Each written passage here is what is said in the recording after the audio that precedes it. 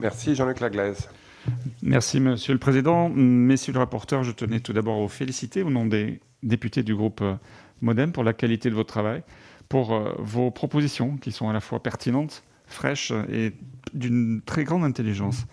Ce travail nous permet aujourd'hui de nous intéresser de plus près à deux problématiques particulièrement criantes d'actualité, la précarité des jeunes d'une part et la crise du logement d'autre part.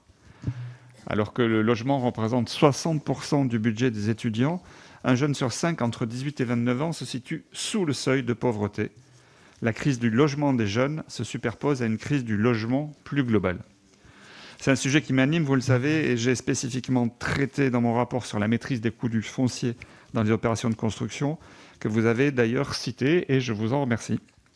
À ce titre, un point que vous abordez dans votre rapport m'interpelle tout particulièrement, celui du manque de production de logements destinés aux jeunes.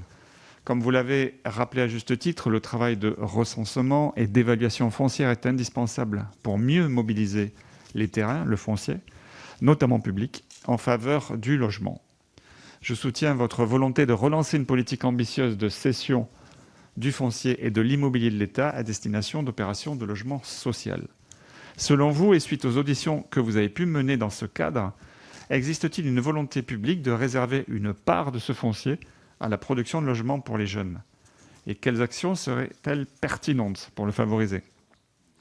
Par ailleurs, une des solutions pour favoriser la production de logements accessibles aux jeunes est le développement de l'usage du BRS, le bail réel solidaire.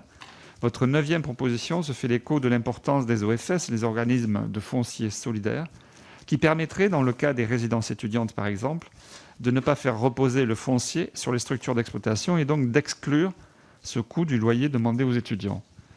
Aujourd'hui, le BRS n'est pas fait pour ça, le BRS n'est fait que pour de l'accession. Donc comment voyez-vous cet élargissement des fonctions du BRS et cette approche est-elle envisagée par les principaux concernés, à savoir les structures d'exploitation de logements étudiants? Je vous remercie. Merci. Peut-être reprendre la question de notre collègue Laglaise, qui connaît bien ce sujet de manière sur les bails réels solidaires. Je pense qu'on peut consentir par le biais d'un bailleur social ou d'autres bailleurs la possibilité effectivement de faire rentrer ce dispositif dans un dispositif plus large de location.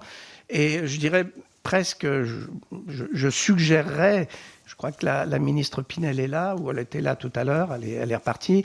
Je suggérerais presque, étant donné l'état aujourd'hui, et pour booster pour quelques années, en tout cas, cette question de la construction de logements, un Pinel étudiant, quoi.